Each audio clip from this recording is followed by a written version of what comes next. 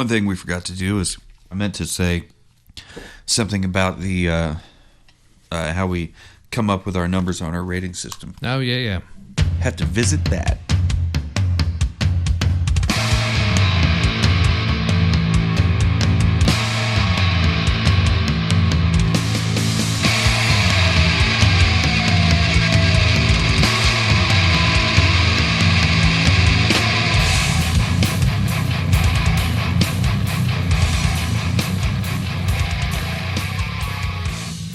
Welcome, dear listener, to the Savor the Burn podcast. My name is Jonathan. Across the table from me is Mr. W2.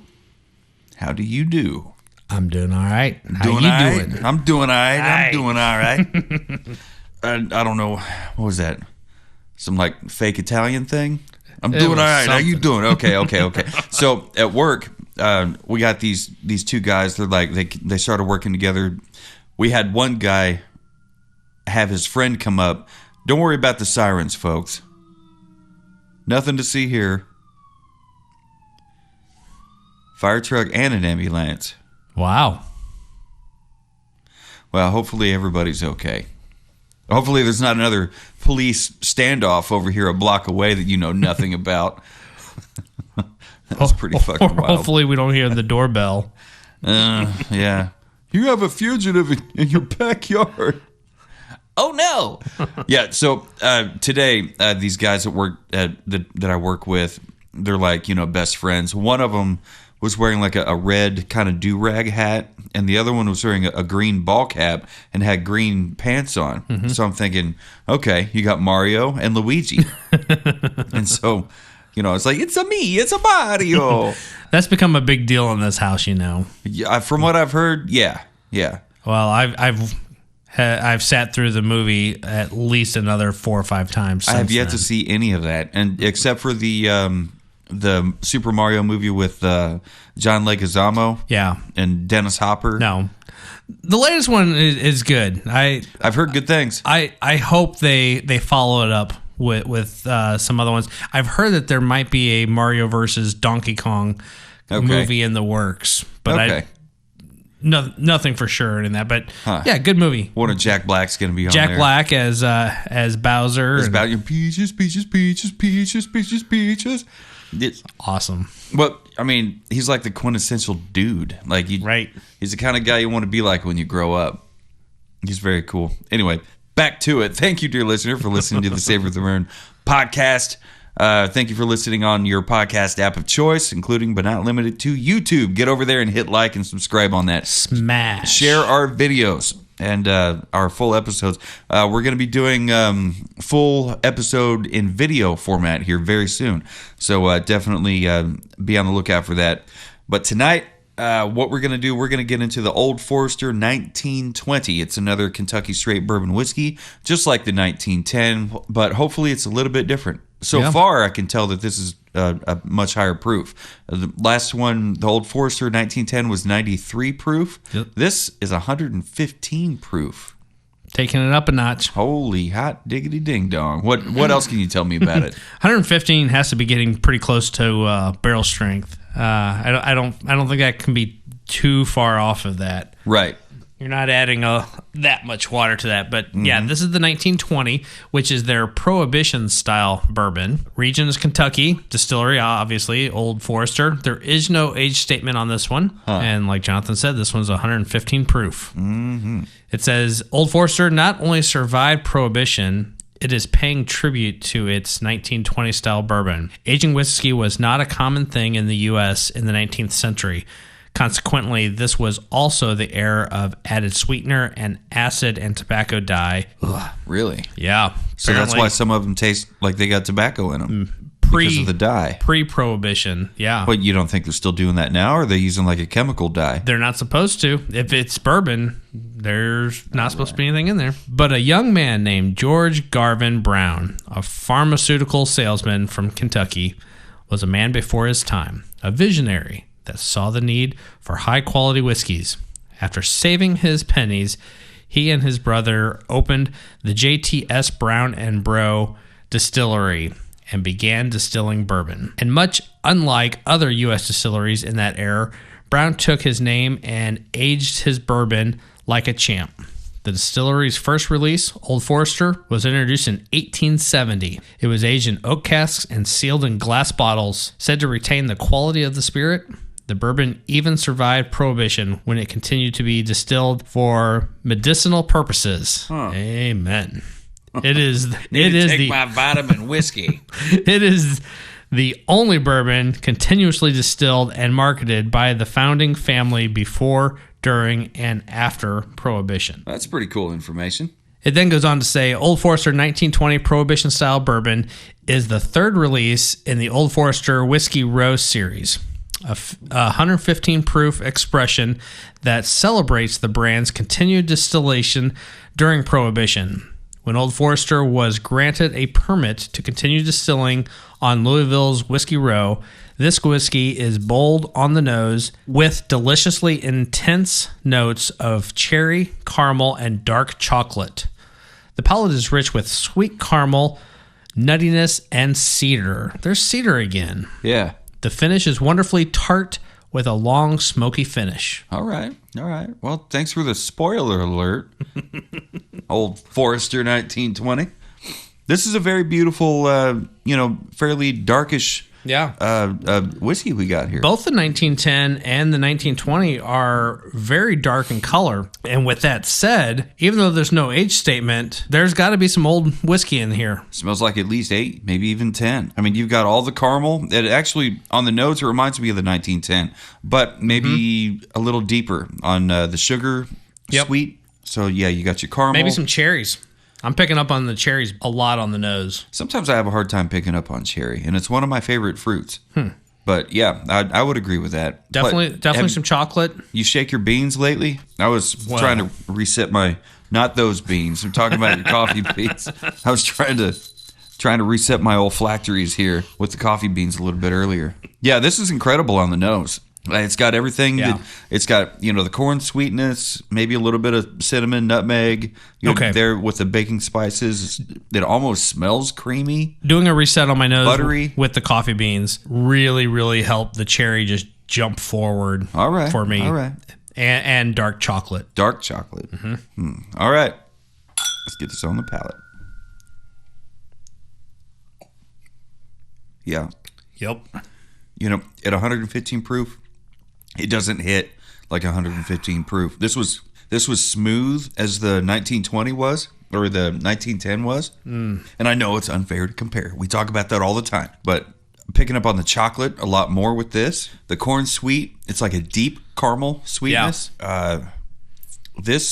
I thought 1910 was going to be tough to beat, especially by some of the feedback we were getting. It's beat by 1920. 1920 beats it. Yep. Beats it. And maybe it's just because it's got so much more of what that barrel has to offer. It's that higher proof, I think. Yeah, the higher proof, it's indicative of a true to barrel taste that you're going to get. You're getting a lot more of the juice. Yeah. Because it's not watered down. And watering it down to a lower proof is not a bad thing. It's not a dig. Yeah, you're not talking shit. But when you have a whiskey that is on the higher end of the proof, you're getting a lot more of those natural flavors that have cultivated in that barrel. As good as this is in a dram by itself, neat, which one do you think would be best in a cocktail? You think the 1920 would be? I do. Only because of the higher proof, and it could stand dilution and meld better with the other taste. I mean, I tend to agree with you. I'm trying to devil's advocate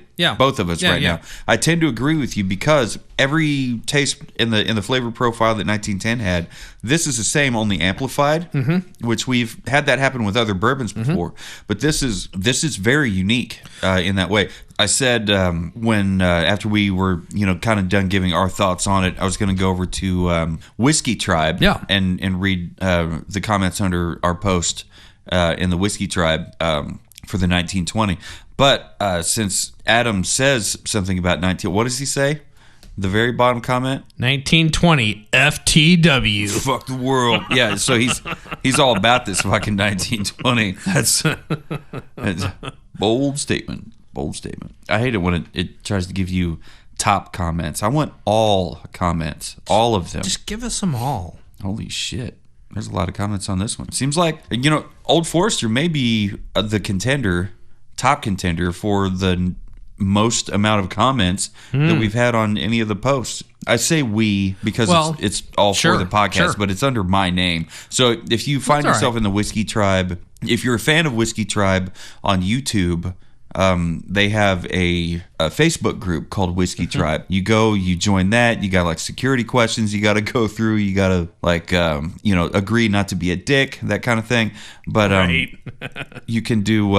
You can also, when you join this group, you can post things and you can comment like you can with any other group. But so you won't see, if you go looking for Savor the Burn content in those groups, you won't find it. You'll see.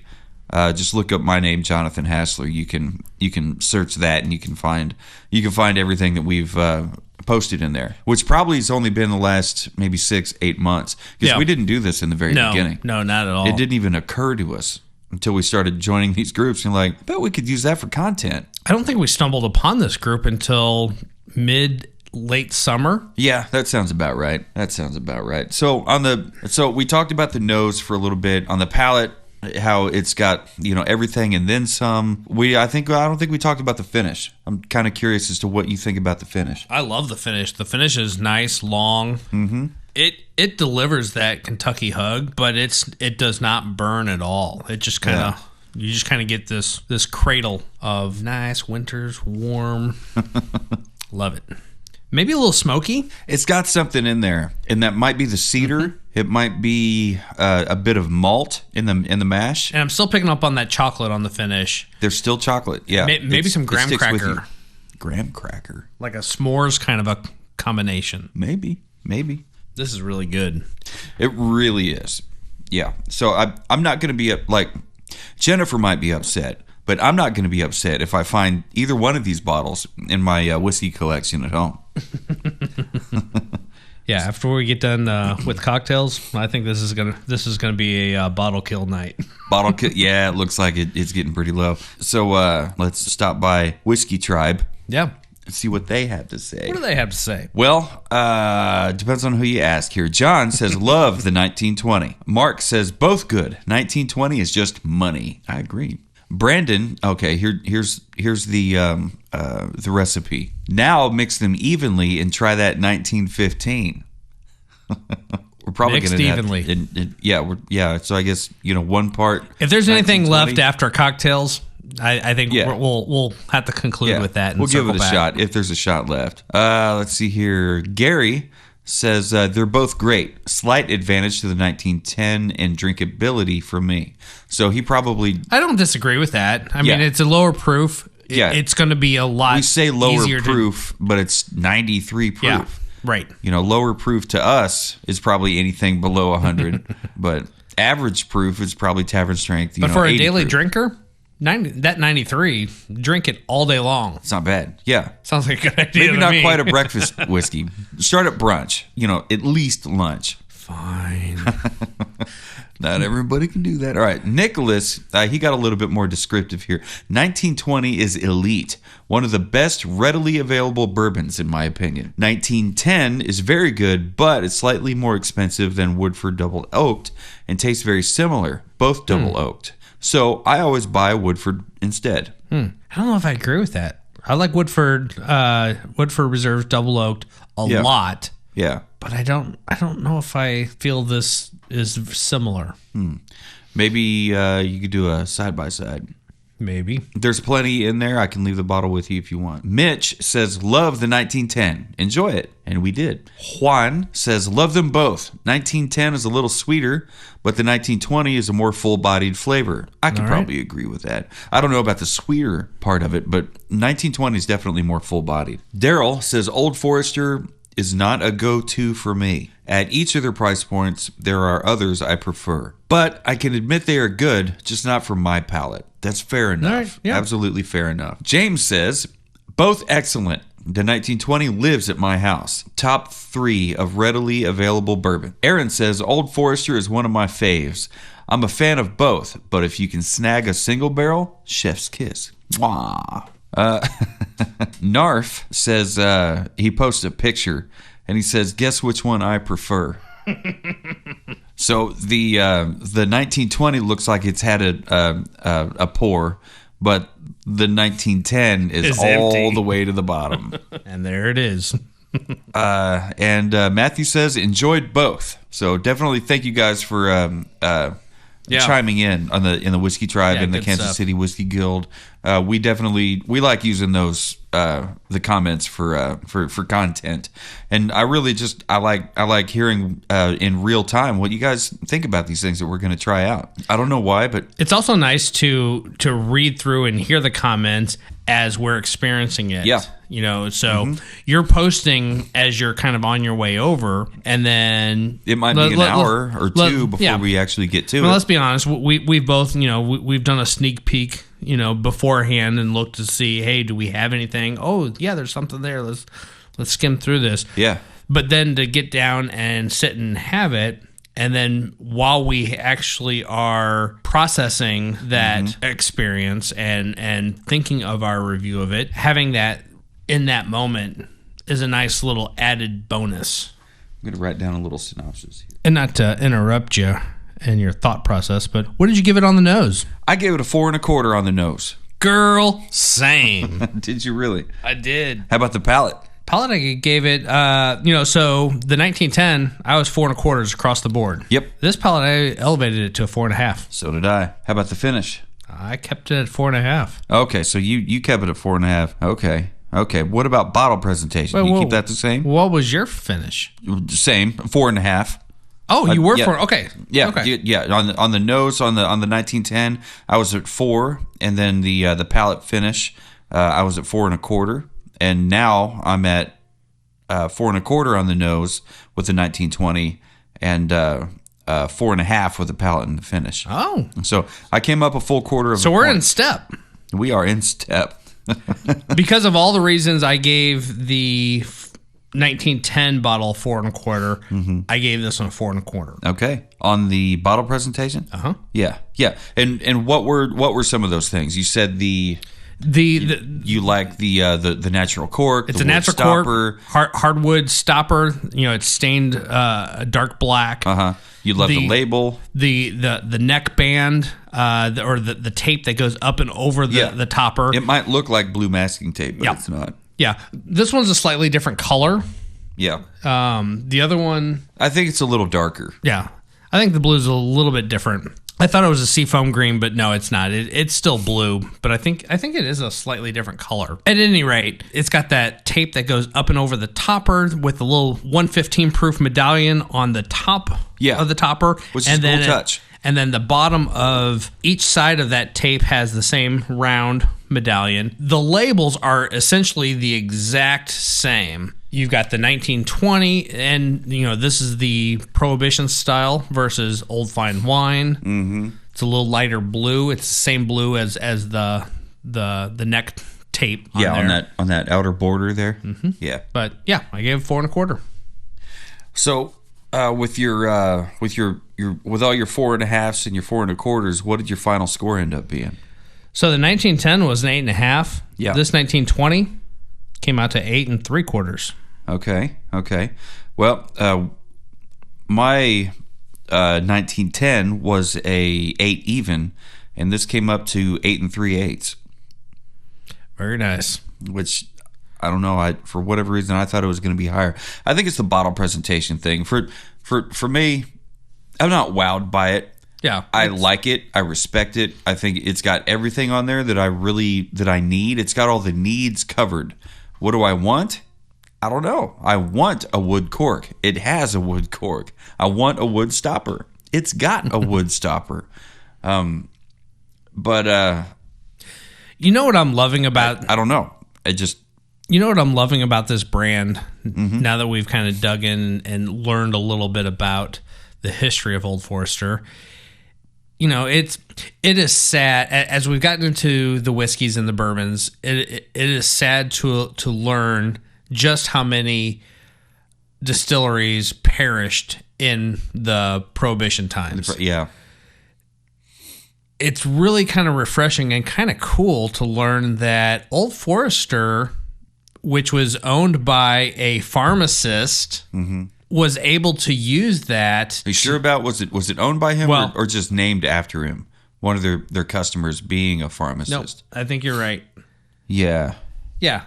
Let's see here. Well, yeah, sometime in the 1850s, an entire street of Louisville Center was dedicated to bourbon production called Whiskey Row. Soon after that, the first bourbon is sealed in glass bottles introduced. They called it Old Forester, named after Dr. William Forester, the local pharmacist. Okay, so they good already patron. had and a good patron of the George G. Brown. Yeah. Whiskey Okay. maker. I think that friendship and that patronage right Yeah. there probably gave them the wherewithal to figure out how to survive what's coming.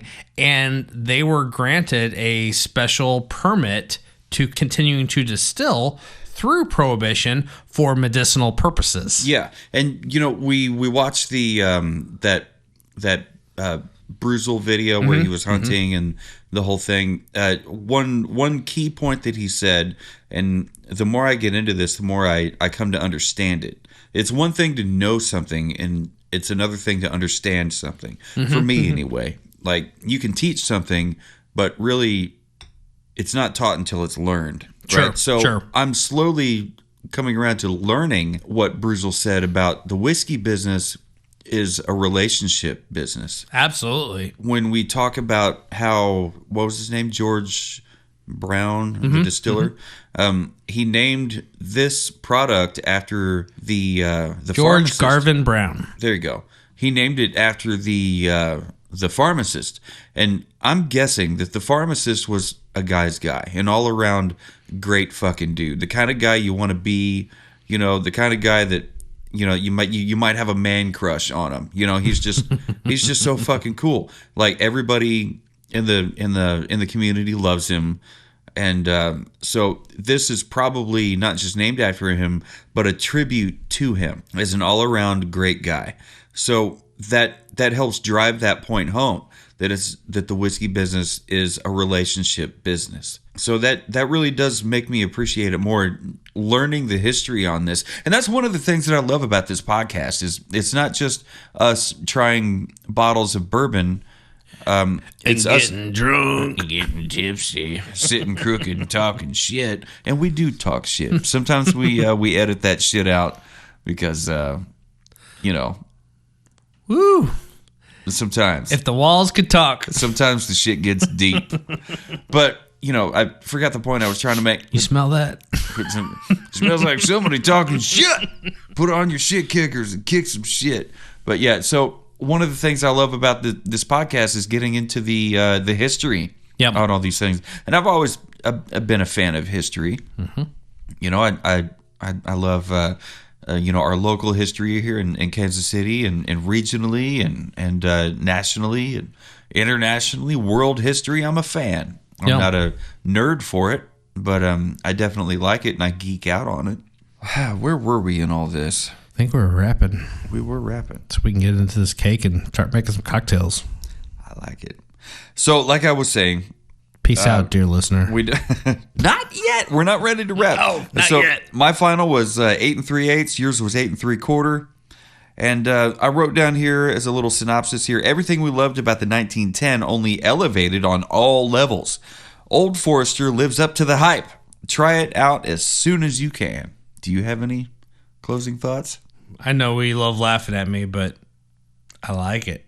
I like it too. Really, I ain't mad at it. I write these little Reader's Digest synopses or whatever, so we can throw that up on the website, savortheburn.com/liquor cabinet. You can go through, pick out any bottle that we've tried, that we've sampled, that we've reviewed. It's on the website, and I try to write like a little blip, something, to tell people what we thought about it on top of our rating that we have on here. And how we do the rating, meant to touch this earlier, but I'll go ahead and touch it now. We do a 1 to 5 on all 4: nose, palate, finish, and bottle presentation. We add all those together, and then we divide by 2, and we end up with our final scores. And that's how we do our Savor the Burn math on these. Now, when it comes to the Flavier samples, especially during the Advent calendar, we did a little bit different. We had to omit the bottle presentation, but we still had nose, palate, and finish. So we took our totals, we added them all up, divided by 3. Yes. And we came up with our final scores that way. Yep. But, and we still do Flavier. If you go to savortheburn.com/shop, the first thing you're going to see in there is our affiliate link through Flavier. That's an additional way that you can help support Savor the Burn and also get some cool stuff for yourself. Obviously, it's a subscription-based service where you can get it quarterly, annually, whatever, you sign up. You get to pick which spirits you want to try. It's not just whiskey. It's also scotch. It's also rum, vodka, gin. I started thinking about Jim. Jim Beam. I really was trying hard not to bring up Jim Beam tonight. I don't think we have had an episode that Jim It's my fault. I'm sorry. Now the Old Forester 1910 episode, I didn't bring it up. And I accidentally... No, you're right. I accidentally brought it up in the 1920s, so that's on me. I was really honestly trying not... Because when we did the episodes with Faith and Tim, when they came back and visited, we were talking about... I've already forgotten what it was that we were talking about. Oh, Elijah Craig. How could I forget Elijah Craig? Yeah, so we were talking about Elijah Craig, and I kept bringing up goddamn Jim Beam. And as I was doing it, I kept thinking... Why am I bringing up Jim Beam all the time? Why? So, I thought, all right, next time I'm going to definitely try not to do this. And so here I am, It's okay, though. Old Forester, 1920. I'm me. I'm going to bring up Jim Beam. Because yesterday I bought a bottle of Jim Beam Black. But here's the thing. It came with those 2 little cocktail glasses. I have grown. Uh-huh. Jim Beam is more than just their white label. Definitely. And as Jim Beam is also... Bookers. And as we've gotten into it, we have learned they are bookers. Yeah. They are also bakers. Which is coming up soon. And little note, we have yet to do any of those. Little book. Yeah. We have yet to get into Little Book. Yep. There's actually quite a bit more to it than just that white label. Yeah. We have been into the double oaked. The red devil's cut. Yeah, that was good. Yeah, so we've had fun with Jim Beam. Yeah. We're not here to talk about Jim Beam. I'm here to talk about Jim Beam. You're not here to talk. You're not here to listen to us talk about Jim Beam ad nauseum. So, fuck it. I'm just gonna wrap. Thank you for listening to this episode on Jim Beam. No, the Old Forester 1920 Kentucky Straight Bourbon Whiskey. We had a good time reviewing this one. Yeah, this was great. Like I said, it was every bit as good as 1910, only all points were elevated. Yep. We got stronger hints of everything. And at the proof difference going from 93 to 115, it really didn't show up, I think, as far as... like sometimes you take a shot of something or you take a sip of something and it's so high proof, it kind of takes your breath away. Right. This 115, it didn't do that. Maybe it's because we started with the 93. I don't know. But really, to me, it didn't do that. But definitely tasty. So thank you, dear listener, for listening to this episode of the Savor the Burn podcast, where we checked out the Old Forester 1920 Kentucky Straight Bourbon Whiskey, Prohibition Style. Very tasty, very tasty. I gave it an 8 3/8. Mr. W2 gave it an 8 3/4. And if you think we're on the mark, definitely send us an email. info@savortheburn.com. Send me an email. Jonathan@savortheburn.com.